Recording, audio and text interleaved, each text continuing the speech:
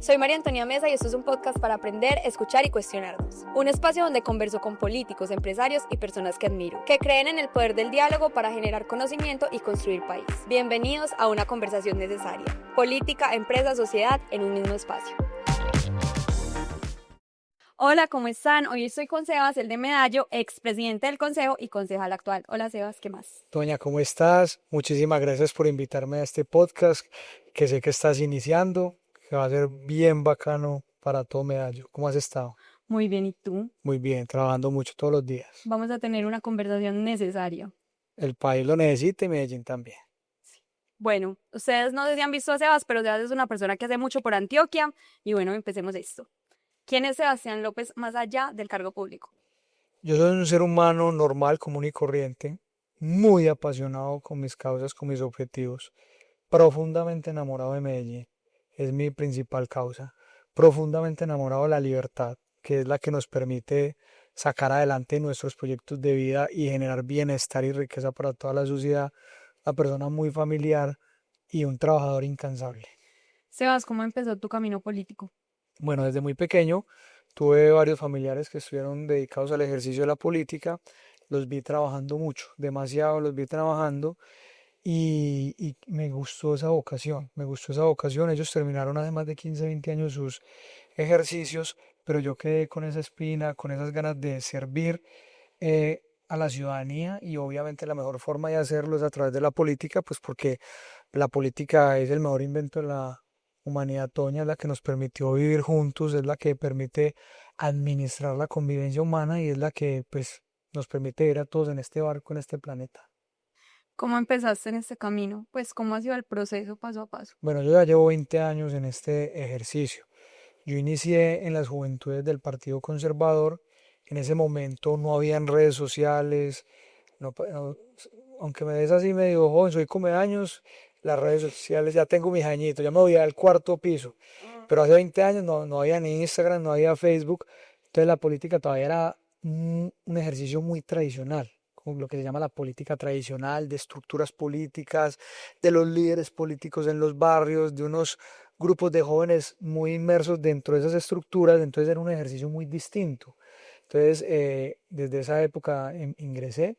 También recuerdo mucho cuando habían elecciones, por ahí desde los 8 años, ese día de elecciones nos mandaban a recoger gente a votar, porque así funcionaba pues la política. Entonces nos montaban en un taxi y nos mandaban para cualquier lado y a recoger gente a votar por montones. Y desde ahí empezaron esos ejercicios. ¿Ves tu vida hoy sin política? No, hoy no la veo, hoy es mi proyecto de vida. Desde hace, te voy a decir cuando decidí eso. El día que Álvaro Uribe quedó presidente, eso fue en el año 2002, en ese ejercicio en el que yo estaba, no estábamos acompañando a Álvaro Uribe, estábamos acompañando a Noemí Sanín, ¿cierto? El día de la elección, como Uribe estaba barriendo por todos lados, en esa sede de Noemí, nadie llamaba, nadie iba, no pasaba absolutamente nada. Entonces no había gente para recoger allá la votar. Entonces había una cantidad de publicidad de afiches de Noemí. Entonces con un primo que estábamos ahí, y yo cogí un afiche, lo volteé, hice un muñeco horrible, o sea, eso parecía un huevo. Y a ese muñeco le puse López Presidente 2030.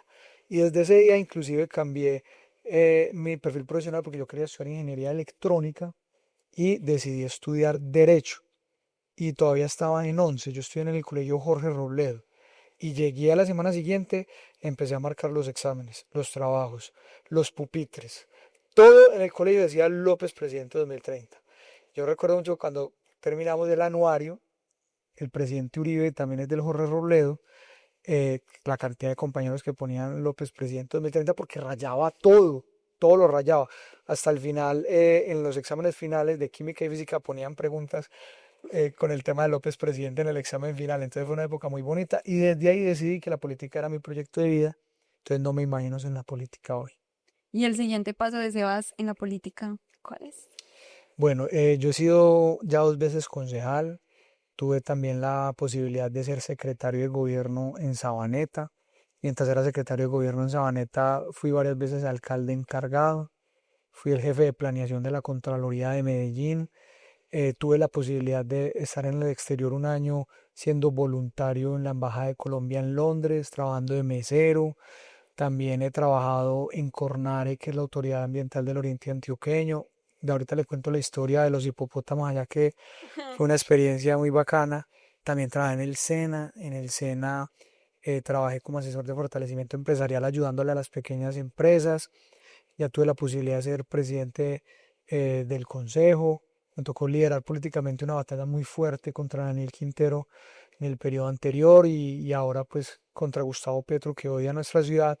Y yo tengo un sueño y un proyecto en el que trabajo todos los días, que depende de la voluntad de Dios, depende de la voluntad de mi partido y depende de la conexión con los ciudadanos de Medellín, y es que me encantaría ser alcalde de Medellín, ¿cierto? Eso no lo niego a nadie. Yo soy, digamos, muy simple y muy transparente en los temas políticos, porque usted le pregunta a un político que quiere ser cualquier cosa, le dice, no, no, no, no, para después decir que sí, no, yo soy transparente en eso. Entonces yo eso no lo escondo y me preparo todos los días para eso, querida Toña, Bueno, para allá vamos, para la alcaldía. con la ayuda de Ojalá. Dios, con la ayuda de Dios. ¿Cómo llegaste al Centro Democrático? Bueno, al Centro Democrático yo llego cuando el Centro Democrático se crea, que eso fue en el año 2013 más o menos, 2013, 2014, cuando ocurre la traición de Juan Manuel Santos. Nosotros estábamos toda la vida, yo había estado en el Partido Conservador.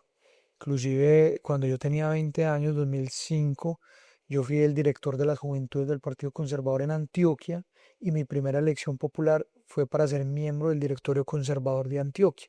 Hacíamos parte del partido.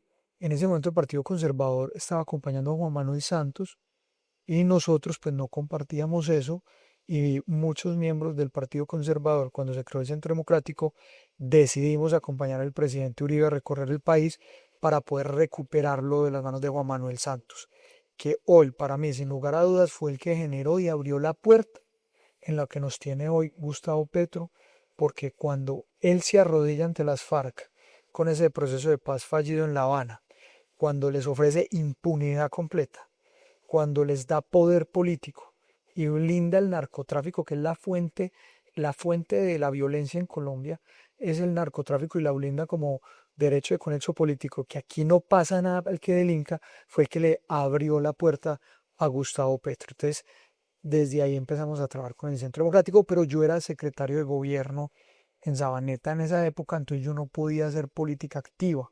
Entonces yo solamente pude empezar a hacer el ejercicio, fue muy tarde porque yo pasé de la Secretaría de Gobierno de Envigado, de Sabaneta, perdón, a, a ser jefe de planeación de la Contraloría de Medellín. Tampoco podía hacer política activa. Entonces cuando yo decidí, yo quería aspirar al Consejo desde hacía por ahí más o menos 10 años y no había podido, no se me había dado la oportunidad. Había decidido que me iba a lanzar a la Asamblea de Antioquia y renuncié a la Contraloría de Medellín en el 2018.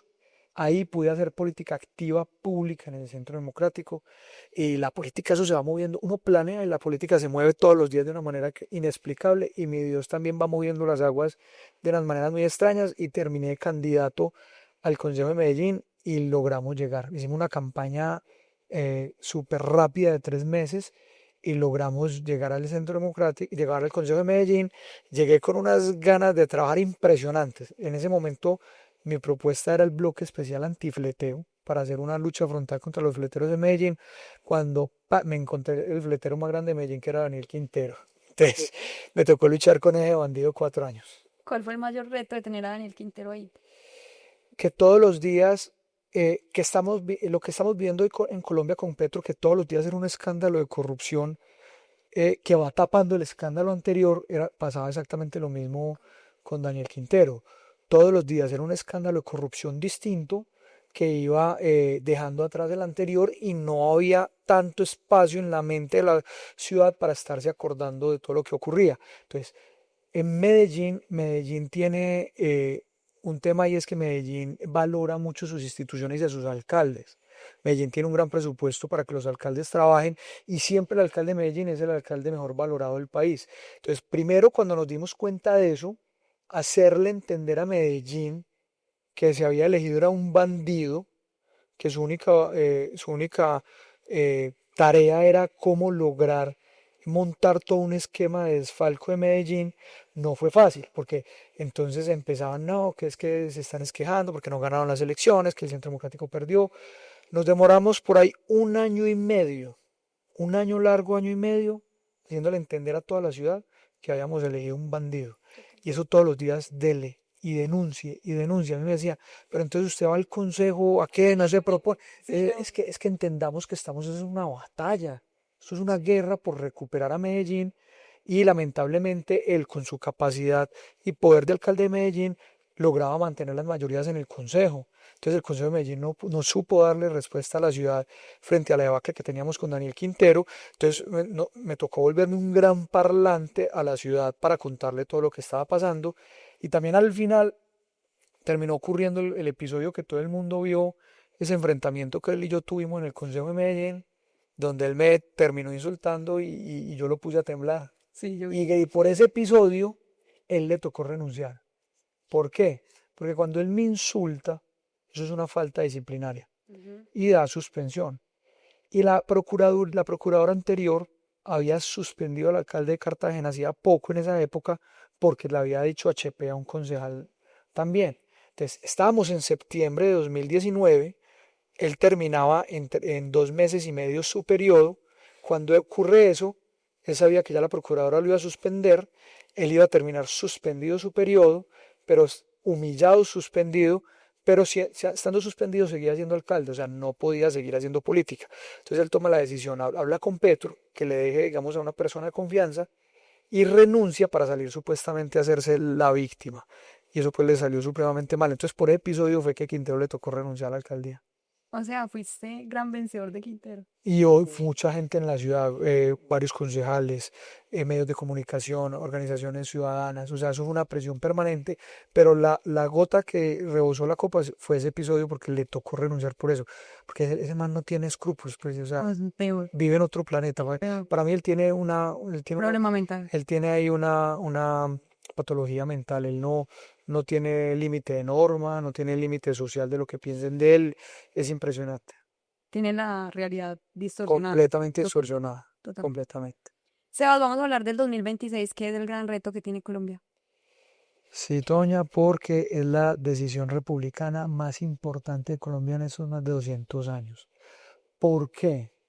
Porque Colombia, a pesar de todas sus dificultades y de todos sus problemas de violencia, Colombia ha sido la democracia más antigua de América. Nosotros hemos tenido una pequeña interrupción que fue cuando el general Rojas Pinilla eh, ingresó al poder. De resto, Colombia ha sido un país muy institucionalista. O sea, ha sido un país donde las instituciones son fuertes, han funcionado y a pesar de nuestras dificultades, en este país hay democracia y hay libertad en este país. ¿Cierto? Que nos falta poder, si Santos hubiera seguido con la política de seguridad democrática y no hubiéramos tenido a Chávez a un lado y a Correa al otro, hubiéramos acabado las guerrillas, que tenemos graves problemas de corrupción, que las formas administrativas del Estado no permiten generar más desarrollo, muchas cosas, pero hay libertad y hay democracia. ¿Listo? Estamos ante un momento que si nosotros no logramos en el 2026 sacar y expulsar a Petro y Petro logra dejar a Cepeda, este país aguantó un periodo, pero no aguanta dos. Porque te has dado cuenta que ellos no tienen pena de absolutamente nada y lo hacen de frente. No tienen pena de aliarse con los bandidos de este país, de robarse la plata, de decir mil mentiras todos los días, de aliarse con los peores políticos de este país. No tienen ningún problema en hacerlo. Y ellos creen en esas ideas, de verdad ellos creen que eso funciona. Y el socialismo o estatismo, que es Estado en absolutamente todos los sectores de la vida y de la sociedad, eso no ha funcionado en ninguna parte del mundo. Eso no ha generado ni riqueza ni prosperidad, sino al contrario, eso ha terminado generando pobreza, miseria y mucha violencia. Porque cuando el Estado entra, te vuelve estático. ¿Qué es estático? El Estado hace las cosas por vos, pero el Estado no sabe lo que vos necesitas. O sea, el Estado es de todos y es de nadie. Y termina siendo lento. El Estado termina siendo un mal administrador. No tiene claras las necesidades de las regiones. Nadie más que cada uno sabe qué es lo que se necesita. Entonces, ¿qué es la derecha y la izquierda, Toña? Es cuánto entra el Estado en cada uno de los sectores de cuánto entra en la economía. ¿Entra mucho o entra poco? ¿Cuánto entra en la seguridad? ¿Entra mucho o entra poco? ¿Cuánto entra en las relaciones íntimas del ser humano? ¿Entra mucho o entra poco? En la cultura, ¿entra mucho o entra poco? Entre el Estado sea más grande, menos libertad tiene la sociedad. Y cuando una sociedad es menos libre, no es capaz de innovar, no es capaz de generar progreso ni prosperidad. Entonces, Colombia está frente a esa decisión. Si ellos se quedan con ese poder que tienen, terminan de corromper absolutamente todas las instituciones, implementan todas sus reformas, Colombia se va a la miseria, a la pobreza, aquí todas las estructuras criminales, si ya lo están haciendo y están trabajando con ese paz total, como Pedro por su casa, ahora imagínense con todas las reformas que ellos hacen. Y cuando, y cuando al socialismo se le acaba la plata de todo el mundo y ya esto se vaya a la miseria y la pobreza, lo que termina pasando es que ellos tienen que defender su régimen a sangre y fuego. Entonces Colombia tiene que definir y tomar esa decisión. Por eso es la decisión más importante en la historia republicana de este país, Toña. Y lo que pasó con Nicolás Maduro en Venezuela, ¿crees que nos ayude ahorita en las elecciones presidenciales? Bueno, uno, no hay sino que preguntarle a los venezolanos si están contentos que hayan sacado a Maduro o no. Yo cuando escucho a personas acá en Colombia, desde la comodidad de su celular, de su casa, opinando que el derecho internacional, cuánto llevaba el derecho internacional tratando de sacar a este señor y no habían podido. ¿Cuánto? Entonces, hombre, Estados Unidos, en una decisión que a mí me parece de legítima defensa de su país, Totalmente. porque la cantidad de droga y estupefacientes que estaba mandando Maduro a través del cartel de los soles te está envenenando ese país. Yo creo que para mí fue una decisión legítimamente política. ¿A qué aspiro? Que ya no va a estar ese flujo de dinero porque ya hay un Acá. control de Estados Unidos allá de campaña de todo el tema narcotráfico de Venezuela y de los países que apoyan a Venezuela y que tenían toda la intención de ingresar a todo este hemisferio. Estaba Venezuela, Argentina con los Kirchner, Bolivia con Evo Morales, el tema de Nicaragua con este señor, Cuba, México también con una izquierda. O Eso es sea, es que ya, Izquierda ya muy se habían unida. logrado, exacto, y nosotros no podemos aquí, yo creo que le va a servir a Colombia, uno, para quitarle poder a Petro y a Cepeda, que de ahí de todas las estructuras criminales en Venezuela y de la misma Venezuela y los socios de Venezuela en el mundo tenían todo ese dinero. Segundo, el tema de Clinton, de la lista Clinton a Petro, ya el tema ya es serio, ya veo que el tema es serio. Yo aspiro que cuando Petro termine haya una orden de captura internacional porque todas las acciones que él ha hecho de la paz total es para facilitarle todo ese tema de narcotráfico. Pero él ya vio que el tema es en serio. Entonces, dos, para que los venezolanos recuperen su país, su libertad, su democracia, sus familias, reunir 8 millones de venezolanos que están por fuera. Y dos, hombre, es nuestro aliado comercial natural. Entonces, usted que está metida en el tema propia de ley. propiedad raíz, el país hay que volverlo a construir, para que usted vaya por allá también a Obvio, hacer todas las vaya, voy. ofertas de propiedad raíz que tanto hace. Pero de verdad, es que ayudar a reconstruir el Obvio. país. ¿Y quién va a ser? Colombia, que es el país hermano. Entonces, para mí es una gran noticia. Gracias a Dios. Gracias a Dios. Sebas, ¿cómo es el panorama en este momento político? Porque yo siento que está muy dividida la derecha, por así decirlo, y el candidato de izquierda está súper fuerte. La derecha está dividida entre Abelardo y otros candidatos. Bueno, lo que pasa es que la política tiene tiempos. Ujú. Hoy estamos a qué día, a ver si se acuerda, Toña. ¿Qué Hoy día es hoy? es 14 de enero. ¿Seguro? Sí. Bueno, 14 de enero. ¿A cuánto estamos de la primera vuelta presidencial, que es el 31 de mayo? Estamos a 4 meses y medio. 4 meses. ¿Listo? 4 meses y medio es poco tiempo, pero en política eso es mucho tiempo. Es mucho tiempo. Yo entiendo a los colombianos y a las personas que digamos que son ajenas al ejercicio político Sí. exigiendo únanse, pero la política tiene sus tiempos naturales. O sea, la política va teniendo como un embudo que va, digamos, analizando. O sea, la política es como una natilla, Toña.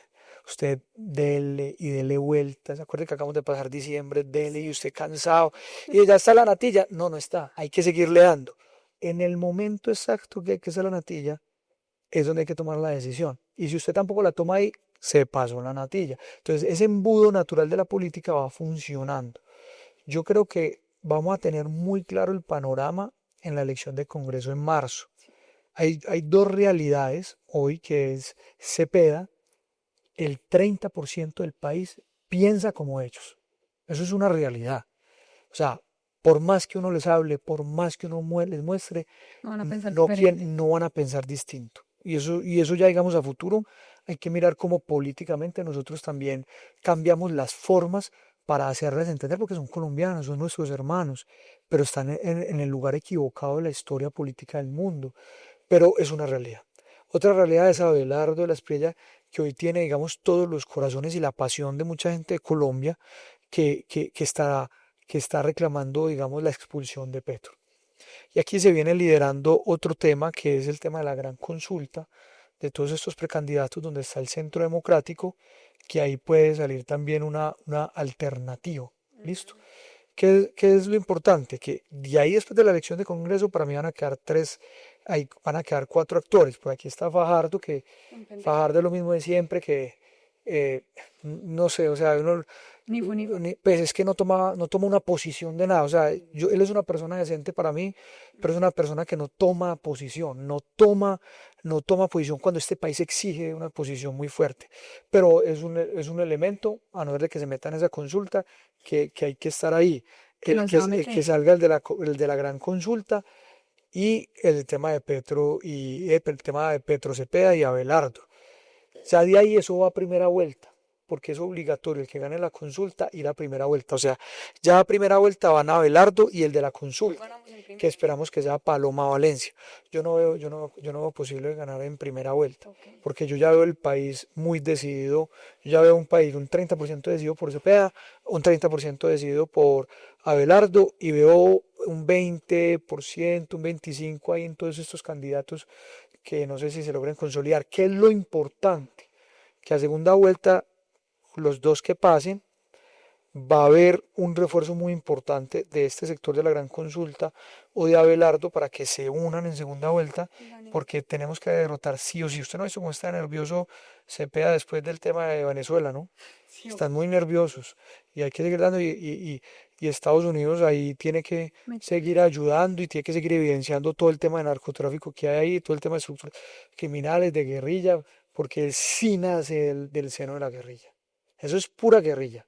O sea, y no podemos pasar del No, ahí sí no gobierno, podemos, no. no podemos pasar del gobierno del M-19 que absoluta locura Ah, al gobierno de las FARC, que es peor todavía, pues que es el seno de donde él fue formado. Es que el papá era el ideólogo de las FARC, fue formado allá, sus ideas provienen de allá. Uno, hombre, ¿cómo no va a decir, hombre? Es como tirarse a una piscina y decir que no me mojó. sí, es verdad. Como va a ir uno por ese presidente, pero existe. O se Todos pena, los Toño, días. se No, pena. no me gusta para nada ese pea. Bueno, Para nada. muy bien. Sebas, ¿qué piensas del aumento del salario mínimo? Mira, si por mí fuera, ojalá el salario mínimo fuera de 10 millones de pesos. Ujú. Pero lo que hay que entender es que el salario mínimo, la base del salario mínimo es la capacidad productiva del país, la capacidad que el país tiene para producir riqueza, ¿cierto? Si el salario mínimo fuera decretado por ley, pues de una vez que se decrete el salario mínimo de 10 millones de pesos. Pero el país hoy no tiene la capacidad productiva de aguantar ese aumento del salario mínimo. ¿Qué va a conllevar eso? Como no hay capacidad productiva que respalde ese crecimiento del salario, toda la reacción que hay, que mucha parte de la economía del país se regula con el salario, tienen que aumentar ficticiamente eso para poder sobrevivir. Como eso no está respaldado en productividad, eso termina generando el peor impuesto para toda la ciudadanía y sobre todo para las personas de escasos recursos, que se llama inflación.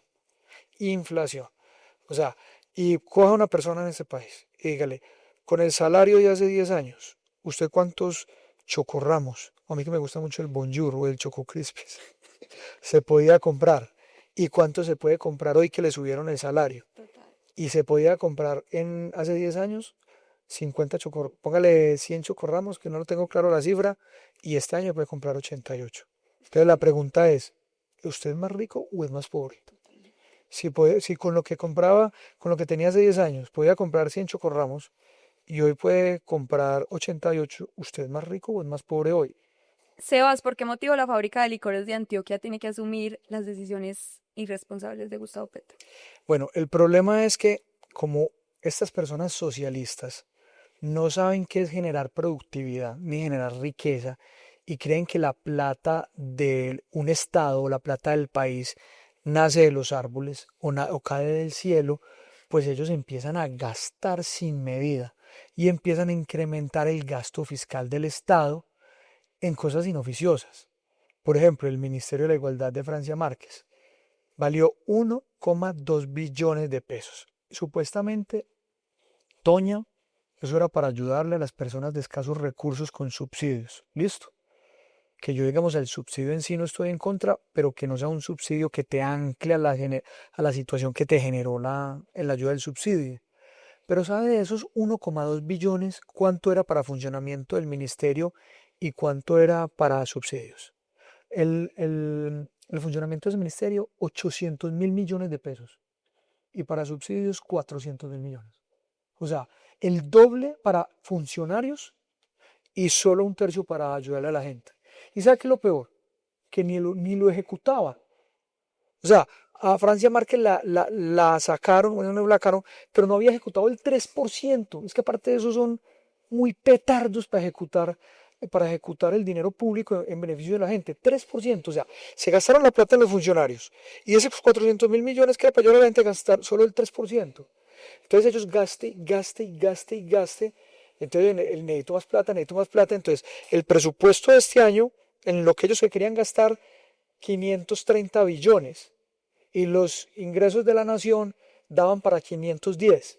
Entonces ellos, ¿qué es lo que dicen? Hombre, es que, no, acuérdate que tiraron primero la reforma tributaria. Es que necesitamos 20 billones para financiar esos 20 que no tenemos con qué. La tributaria. El Congreso se la negó. Entonces, para uno declarar una emergencia, sea económica, social, de seguridad y todo eso, se requieren unas causas. Y ellos no las tenían. Pero lo que hicieron fue, de manera muy bandida, declarar una emergencia económica, supuestamente, para generar unos impuestos por fuera del Congreso, que es el competente para generar impuestos, y lo hicieron los últimos días de diciembre, porque las normas sobre impuestos, si usted crea un impuesto hoy en el 2026, enero, usted solo lo puede empezar a cobrar enero de 2027. Entonces ellos lo hicieron los últimos días de diciembre para empezarlo a cobrar desde enero. Y le pusieron impuestos a 1000 cosas. Dentro de lo que le pusieron impuestos fue al consumo de licor, ¿cierto? A los alcoholes. Los departamentos son, digamos, esa unidad intermedia de Estado que no tiene muy claras las rentas por las cuales obtiene sus recursos. El municipio, el distrito, por el predial, por el impuesto de industria y comercio, y Medellín tiene una bendición que es EPM. Los departamentos crearon unos estados cantineros, que no debería ser así. ¿De qué se financiaban los departamentos? Del guaro y el cigarrillo. Esas eran las rentas de Antioquia, esos son estados cantineros. Pero al subir el impuesto de esa manera, obviamente, seguramente el consumo de licor va a bajar y las rentas para el departamento de Antioquia se creen que pueden estar impactándose en 70.000 millones de pesos, que de por sí ya están muy golpeadas. Por eso la propuesta y la idea del gobernador Andrés Julián Rendón de transformar y darle más autonomía fiscal de dinero a las regiones, que somos los que tenemos más clara nuestras necesidades, pues sería extraordinario. Es que, por ejemplo, Antioquia podría pasar con esa reforma de 7 billones de pesos en su presupuesto a casi 13, 14. Imagínate nosotros todos los problemas que solucionaríamos en Antioquia. Porque Medellín no se puede olvidar de Antioquia. De nada nos sirve una Medellín muy desarrollada y una región muy olvidada. Entonces, nosotros en todos estos mecanismos que podamos tener para que Medellín pueda ayudar a la región, hay que hacerlo. El área metropolitana, y el 88% del área metropolitana de los recursos es de Medellín. Pero ¿dónde son las obras? En Envigado, en Itagüí, en Sabaneta, en Bello, en Barbosa, y hemos ayudado a hacer grandes obras que se requieren en el valle. Imagínense que no se pudieran haber hecho, por ejemplo, el puente de Ayurá en Envigado, o el de la 77 en Sabaneta, o el de Soya, porque son muy costosos, esos municipios no les da que no podamos tener eso. Hay un mecanismo nuevo, y es que Antioquia y EPM llegaron a un acuerdo con el problema que había en Hidroituango. Ahí había un laudo arbitral de 800.000 millones y un tema de 7 billones que tenían. Llegaron a un acuerdo, pero la sociedad de Hidroituango, que es la dueña de Hidroituango, que el 50% es de PM y el 49% creo, y el 51% del departamento, va a empezar a recibir mucho dinero, casi al año 500.000 millones de pesos. Para mí ese puede ser un mecanismo, Toña, para que de la plata de Medellín se puede empezar a invertir en los municipios de Antioquia, ayudarle, por ejemplo, mira que Urabá se va a detonar de una manera, ya empezaron las pruebas del puerto de Urabá, Petro nos dejó abandonados con las obras, pero ya en diciembre de este año vamos a tener doble calzada Urabá, porque vamos a tener puerto, ese puerto va a ser el más cercano a Bogotá, al Valle, Antioquia, vamos a tener esa autopista, o sea, Urabá se va a desarrollar demasiado, pero no tiene acueducto. Entonces hay que construir ese acueducto regional. Vale 1 billón, Toña, vale 1 billón el acueducto de todo Urabá. Por ahí lo podemos hacer, pero también podemos hacer las de suroeste. Y ya después de tener todos los municipios de Antioquia con todos los servicios públicos cubiertos, dediquémonos a otra cosa, placahuellas, vías terciarias, ayudarle a Antioquia, porque Medellín no se puede olvidar de Antioquia. Bueno, para cerrar, vamos a preguntarle a Sebas unas opiniones rápidas sobre estas personas. ¿Qué opinas de Andrés Guerra? Andrés Guerra es la persona más leal que yo he conocido del presidente Uribe. ¿Qué opinas de Daniel Briceño? Es el mayor defensor de los recursos públicos del país. ¿Qué opinas de Matador? Es el mayor maltratador de mujeres del país. ¿Qué opinas de Paloma Valencia? Él espero que sea la próxima presidenta de Colombia, una gran estadista, gran mujer. Ahí voy a hacer más énfasis. Cuéntanos un poquito más de Paloma. Paloma es para mí la mejor congresista que tiene Colombia hoy. Es la persona más estudiosa que hoy tiene el partido. Es la persona que más conoce de los problemas de Colombia. A todos les tiene propuesta. Y ha sido una persona que le ha aprendido muchísimas cosas del presidente Uribe. Yo creo que sería una gran primera presidenta que la merece Colombia. Y está creciendo bastante. Sí, no, y es un gran ser humano. Su... Y ya que se unan después con Abelardo, y miren a ver qué hace. ¿Qué opinas de Benedetti? Benedetti es la mayor vergüenza política de Colombia. Y el mayor bandido también. ¿Qué opinas de Andrés Julián? Andrés Julián demostró ser un gran estadista, un gran líder, una persona que en sus formas de ser logró hacerse coger cariño no solamente de Antioquia, sino de Medellín y del país, con un gran futuro. ¿Qué opinas de Claudia López? Claudia López es la mayor incoherencia política del país. Uno puede no estar de acuerdo con algo, uno en política gana y pierde, pero uno tiene que ser coherente con lo que uno piense.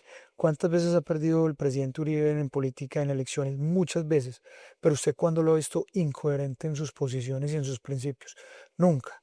Esta mujer ayer era petrista, ayer fue quinterista, hoy ya es antipetrista, mañana tiene que volver derecha, volver derecha, es una persona incoherente, el mayor camaleón político del país. ¿Qué piensas de Federico Gutiérrez? Fico es el político más carismático que yo conozco en Colombia. Francia Márquez. Francia Márquez es la mayor decepción política en la izquierda y del mundo entero, una persona sin capacidad de gobernar, una persona que traicionó a su gente, traicionó su proyecto político y que prontamente será olvidada políticamente en este país. ¿Qué opinas de Álvaro Uribe? Álvaro Uribe es el político más importante que ha tenido Colombia después de Simón Bolívar. Yo lo llamaba el segundo libertador. En el 2002 Colombia, de verdad, era un estado fallido y él con su tenacidad y la política de seguridad democrática le volvió a liberar. Bueno, para cerrar, le voy a hacer la última preguntita a Sebas y es, Sebas, ¿tú qué piensas que la mayoría, o sea, la mitad de Colombia no vota? Bueno, eso es una absoluta tristeza, porque vos no tenés que ser política, Toña, pero si vos no haces parte de la decisión, los otros la van a tomar por vos y a ti te toca simplemente aplicar lo que los otros tomen. Así tú no te quieras meter con la política se mete contigo todos los días. Hasta el switch de acá de este salón, el solo hecho de prender y apagar, eso es una decisión política. Entonces, al menos hay que estar enterado de lo que pasa en tu entorno, que es tu entorno, tu ciudad, tu departamento y tu país, y ser parte de la decisión. Porque un país con malos políticos, a todos les va a ir mal. Entonces, es importante ser parte de esa decisión. Y último tema, ese cuento de que en la mesa de la casa no se habla de política, falso. Por eso es que estamos donde estamos. En la casa es donde hay que hablar de política, Toña. Hablen en la casa de la política. Eso sí, que no los divida. Las diferencias con toda la tranquilidad en familia, pero hablen de política porque los jóvenes de este país necesitan escuchar de política. Necesitan entender todos los panoramas. Así es. Bueno, ya saben, a votar. Bueno, Toña, muchísimas gracias por esta invitación y espero pues que el podcast quede bien bacano. Síganme en las redes sociales. Se va, pues, el de medalla.